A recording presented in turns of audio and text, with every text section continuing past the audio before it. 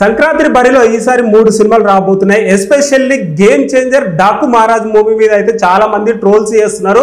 And game changer movie నిన్న trailer అయితే వచ్చింది కదా, దాని మీద అందరూ ట్రోల్స్ చేస్తున్నారు. ఎందుకు ట్రోల్స్ చేస్తున్నారు? అసలు టీజర్ ట్రైలర్ అవన్నీ చూసి బాలేదని ఎందుకు ట్రోల్స్ చేస్తున్నారు నాకు అర్థం అవ్వట్లేదు.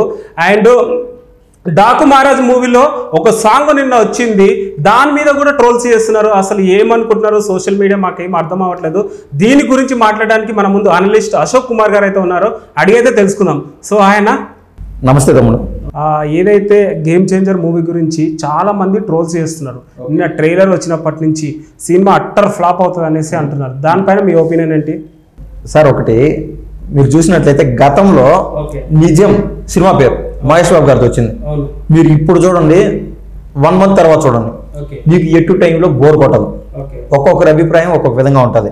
అదే విధంగా మహేష్ బాబు గారి సినిమాని కలేజా చూడండి, ఎవర్ గ్రీన్ సినిమా, బట్ ఆ టైంలో అటర్ ఫ్లాప్ అయిపోయింది వాస్తవంగా. అదేవిధంగా మనం మన రాష్ట్ర చరిత్ర కావచ్చు, ఒక తెలుగు ప్రజల యొక్క మనోభావాలు కానీ చూస్తే వీళ్లకు దేశంలో ఎక్కడా లేని విధంగా మనకు సినీ ప్రేమ ఎక్కువ. మన తెలుగు ప్రజలకి ప్రతి చిన్నదాన్ని క్యాలిక్యులేషన్ చేసుకోవడము, పక్కన హీరోలు ఎవరైతే ఉంటారో వాళ్ళు ట్రోల్ చేయడం, ఇది ఒక సోషల్ మీడియా లేని కాలం నుంచి కూడా. గతంలో మనం చూసినట్లయితే మీరు ఇప్పుడు చెప్పారు కదా, Daaku Maharaaj and game changer, ఎవరు బాలయ్య బాబు, రామ్ చరణ్, వీళ్ళిద్దరికి మధ్య పోటీ ఉంది. గతంలో రామ్ చరణ్ గారిని పక్కన పెట్టేస్తే ప్రతి ఒక్క సంక్రాంతికి బాలకృష్ణ గారికి, చిరంజీవి గారికి ఏదో ఒక సినిమా పోటీల్లో ఉంటాయి. పందెం పుంజులు సంక్రాంతి టైంలో తలపడేవి. ఆంధ్రులకు ఇది ఒక కన్నుల పండుగ. ఒక పక్క సంక్రాంతి పండుగ, ఇది భోగి, ఇవన్నీ. దాంతోపాటు గోదావరి జిల్లాలో చూసినట్లయితే కోళ్ళ పందాలు ఎక్కువ ఉంటాయి. అదొక హడావిడిగా ఉంటుంది. వీటన్నిటిని తలపించే విధంగా సినీ ప్రేమికులు సినిమాలకు ఫుల్ ఆ 4 రోజులు సినిమాలకు వెళ్ళడమే పని.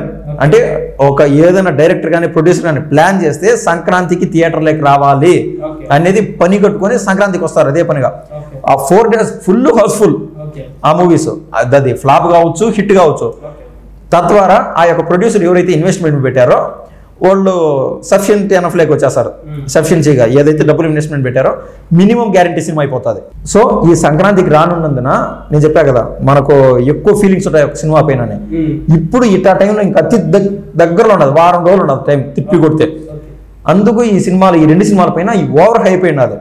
కానీ మనకు ఉండే మన బాధాకరమైన పరిస్థితులు ఏంటంటే, మన ఆంధ్ర వరకు, మన తెలంగాణ వరకు పక్కన హీరోని అధికారికంగా ట్రోల్ చేయడం అనేది పనిగా పెట్టుకున్నారు సోషల్ మీడియా లేని కాలం నుంచి కూడా.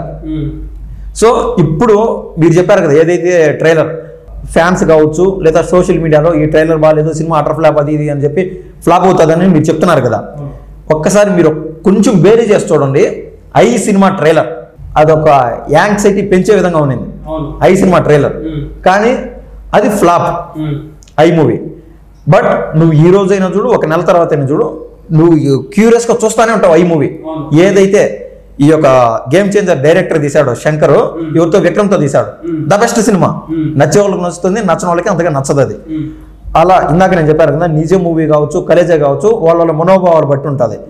కానీ ఇప్పుడున్న పరిస్థితుల్లో ఆంధ్ర రాష్ట్రం కానీ తెలంగాణ కానీ ఈ యొక్క సినిమాల కంటే పాలిటిక్స్ అనేది కీ రోల్ ప్లే చేస్తాను. అక్కడ బాలకృష్ణ ఫ్యాన్స్ కాదు, ఇక్కడ రామ్ చరణ్ గారి ఫ్యాన్స్ కాదు, బయట రాజకీయంగా ఈ యొక్క వైసీపీ ఫ్యాన్స్ ఎవరైతే ఉన్నారో, గతంలో మనం చూసాం అల్లు అర్జున్ గారి పైన దొరికిందేరా ఛాన్స్ అని చెప్పి అల్లు అర్జున్ భుజాల పైన మోసుకొని ఈ యొక్క ఆంధ్ర రాష్ట్ర ప్రభుత్వాన్ని బద్నాం చేయాలని లేదా తెలంగాణ రాష్ట్ర ప్రభుత్వాన్ని బద్నాం చేయాలని చెప్పి పవన్ కళ్యాణ్ సపోర్ట్ లేదు, అది ఇది అంటే ప్రతిదీ సినిమాతో ముడిపెట్టి ఉంటుంది రాజకీయం కూడా.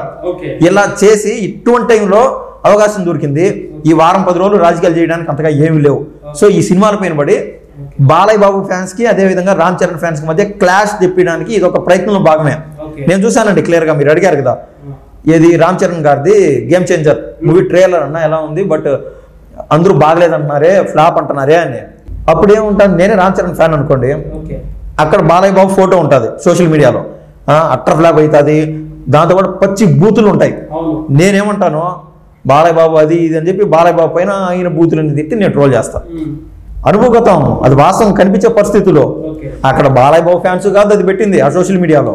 సో ఈ విధంగా ఇంటర్నల్ క్లాస్ రేకెత్తించడానికి జరుగుతుంది. నేను గేమ్ చేంజర్ మూవీ ట్రైలర్ చూసానండి, నాకైతే ఫుల్లీ సాటిస్ఫైడ్. ట్రస్ట్ మీ, నేను ఆ 4 రోజుల్లో ఒక రోజు నేను ఖచ్చితంగా వెళ్తున్నా మూవీకి. అంత క్యూరియస్గా ఉంది వాస్తవంగా. ఇప్పుడు మీకు కొన్ని చోట్ల గతంలో first song second song release అయినప్పుడు గేమ్ చేంజర్లో అదొక శంకర్ మార్క్ కనిపించింది అందరికి. ఎట్లా కనిపిస్తుంది అంటే నేచర్లో తీస్తే బాగుంటుంది కదా ఫొటోస్, ఐ మీన్ వీడియోస్ అని ఆ సాంగ్స్లో అనుకుంటారు. కానీ శంకర్ మార్క్ మూవీలో ఐలో కూడా చూసాం, అనే మూవీలో వెనకల అదొక పింక్ కలర్లో ఒక లేఅవుట్ రన్ అవుతూ ఉంటుంది.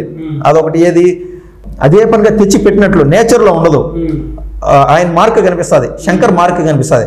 బట్ ఏంటంటే ఆ ఒక్కొక్క సాంగ్కి 5 కోట్లు పెట్టిన ఖర్చు కూడా ఉండదు. ఎంత అనుభవం అండి ఇతనికి, శంకర్ గారికి. భారతీయుడు సినిమా తీశాడు, జీన్స్ సినిమా, పెద్ద పెద్ద సినిమాలని హిట్ సినిమాలు తీసినాడు శంకర్ గారు. ఆయన తెలియకుండా 5 కోట్లు వెచ్చించింటాడు అంటవా. నీకు నాకు నచ్చకపోవచ్చు కాక మిగిలిన 8 మందికి ఈ గేమ్ చేంజర్లోని సాంగ్స్ నచ్చాయి, ట్రైలర్ నచ్చింది, అది వాస్తవంగా. ఇంకోటి ఈ రోబో 2 అంత క్వాలిటీ లేదు ఈ సినిమా అనేసి చెప్తున్నారు. ఇంకోటి ఈ సినిమా అంత రేంజ్ లో లేదు అనేసి కూడా అంటున్నారు. దానిపైన మీ ఒపీనియన్? సరే, వాస్తవంగా మీరు చెప్పింది నాకు మంచి క్వశ్చన్ అడిగారు. Robo the best movie. Robo 2 ఏమైపోయింది? ఫ్లాప్. దాంతో పోల్చగలుగుతామా గేమ్ చేంజర్ని? సో ఈ రోబో ఏదైతే సినిమా ఉండదో ఒక దశాబ్దంలో ఇట్లాంటి సినిమా ఒకటే వస్తుంది. అన్ని మార్కులు రోబో తీశాడు. మనము ఒక నానుడు ఉండేది, రాజమౌళితో ఏదైనా ఒక మూవీ తీస్తే తర్వాత ఆ సినిమా ఫ్లాప్ అవుతుంది పలానా హీరోకి అని. ఆ మార్క్ కూడా ట్రెండ్ మార్చేశాడు కదా దేవరా మూవీతో వచ్చి ఎన్టీఆర్ గారు. ఒకటన్నా నేను చెప్తాను, చెప్పండి. ఇక్కడ కొన్ని ఆరోపణలు ఏమొస్తున్నాయి అంటే అల్లు ఫ్యామిలీకి మెగా ఫ్యామిలీకి పడట్లేదు. ఏదైతే పుష్ప 2 రిలీజ్ అయ్యేటప్పుడు మెగా ఫ్యాన్స్ ట్రోల్స్ చేశారు కాబట్టి ఇప్పుడు మెగా సినిమా వస్తుంది రామ్ చరణ్ గారిది కాబట్టి అల్లు ఫ్యాన్స్ ట్రోల్స్ చేస్తున్నారని దీని మీద సోషల్ మీడియాలో చాలా వైరల్ అవుతుంది. అల్లు ఫ్యాన్స్ చేస్తున్నారు ఈ ట్రోల్స్ అనేసి. దానిపైన మీ ఒపీనియన్ ఏంటి? రివెంజ్ తీసుకుంటున్నారంటారా? 100% అవకాశం లేకపోలేదు. నేనేదో అదేదో కొట్టుపారేయడమో అది ఇది అని కాదు. ఏ మాటకు ఆ మాట. మొన్నటి మనం చూసాం, మొన్న రేవంత్ రెడ్డి గారితో కలిసి పవన్ కళ్యాణ్ గారు ఏం చెప్పారు, చిన్న మిస్టేక్ అల్లు అర్జున్ గారు చేసింది, బట్ ఆ ఎఫెక్ట్ అంతా మొత్తం అల్లు అర్జున్ పైన పడింది అని చెప్పి. సేమ్ ఫ్యామిలీనే కదా. వన్స్ రేవంత్ రెడ్డితో పవన్ కళ్యాణ్ గారు కలిసిన తర్వాత మీరు గుర్తుపెట్టుకోండి మాట, మళ్ళీ చెప్తున్నా, ఈ అల్లు అర్జున్ అనే ఇష్యూ క్లోజ్ అయిపోయినట్లే. ఇది టీ కప్పులో తుఫాన్ లాగా.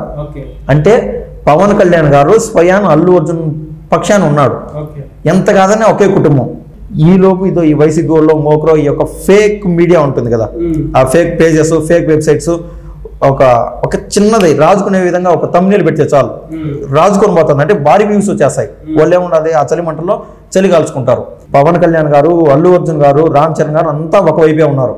ఆ రోజు అల్లు అర్జున్ గారు ఇబ్బందులు ఉన్నారు, జైలుకు పోయి ఇచ్చారంటానే మెగా ఫ్యామిలీ మొత్తం అల్లు అర్జున్తో కలిసే ఉన్నింది. ఎంత కాదన్నా వాళ్ళంతా సింగల్ కుటుంబం. మధ్యలో నీలాంటోడో నాలాంటోడో ngokro మధ్యలో దూరి అది ఇది మాట్లాడేసి బద్నాం అయిపోతాం. తప్పది. ఎంత కాదన్నా ఒక కుటుంబంలో తండ్రికి కొడుక్కి ఉండవు గొడవలో. అదే చిన్నది టీ కప్లో తుఫాన్ లాగా.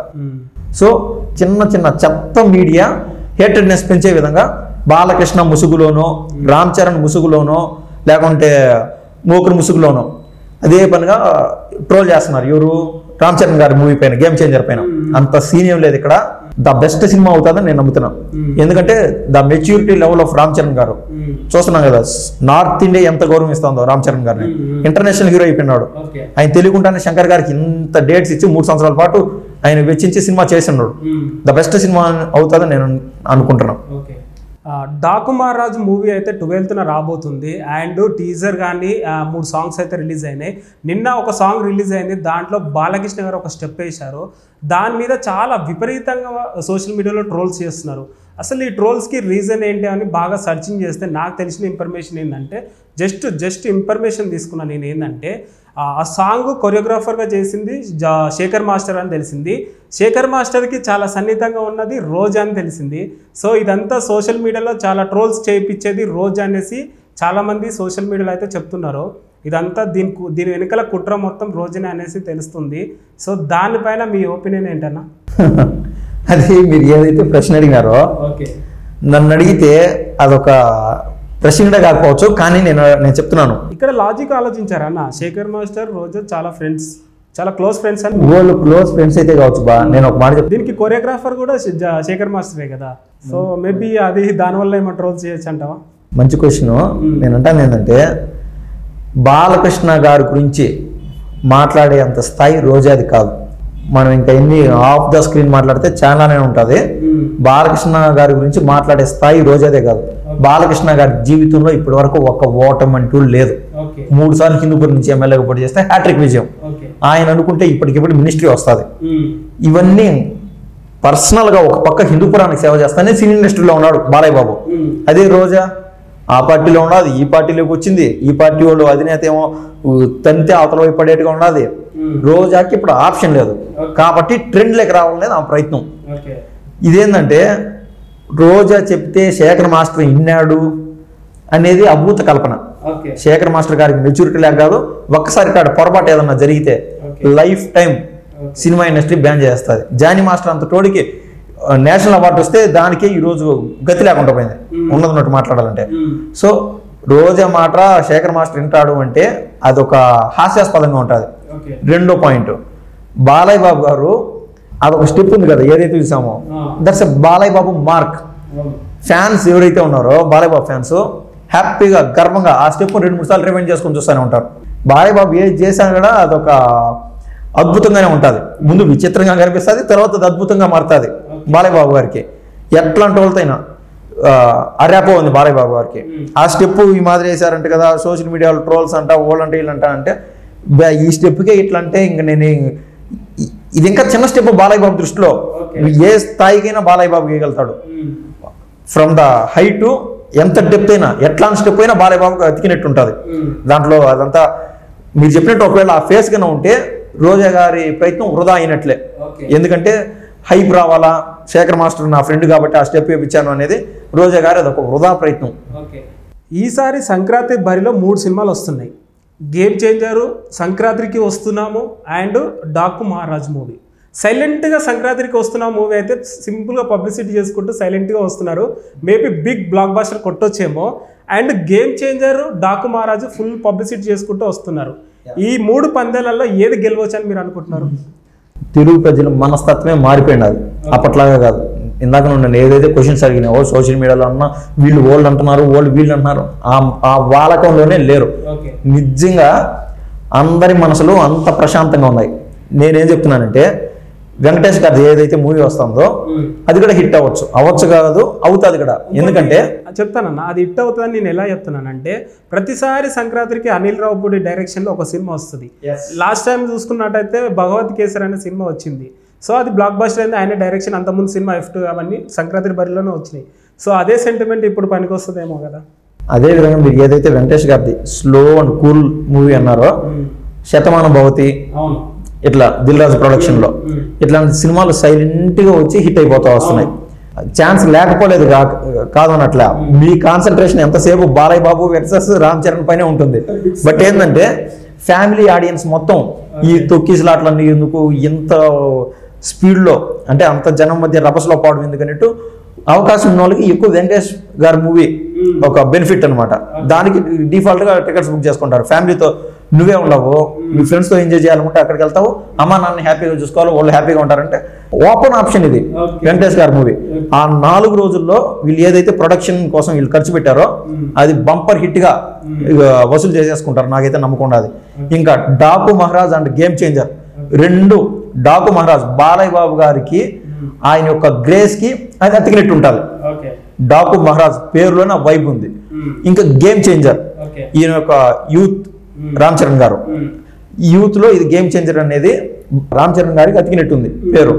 నేను చెప్పేది అంటే మొన్న చూసాం కదా ఆహాలో రామ్ చరణ్ తో అన్స్టాపబుల్ బాలయ్య బాబు చేశారు కదా. ఆ ప్రోగ్రామ్ లో మనం చూస్తే అర్థమవుతుంది. I wish you all the best. మన ఇద్దరం వస్తున్నాం, మన ఇద్దరం కొడుతున్నాం. వాళ్ళిద్దరి మధ్య అంత సయోధ్య, అంత సఖ్యత ఉంది ఎప్పటి నుంచో కూడా.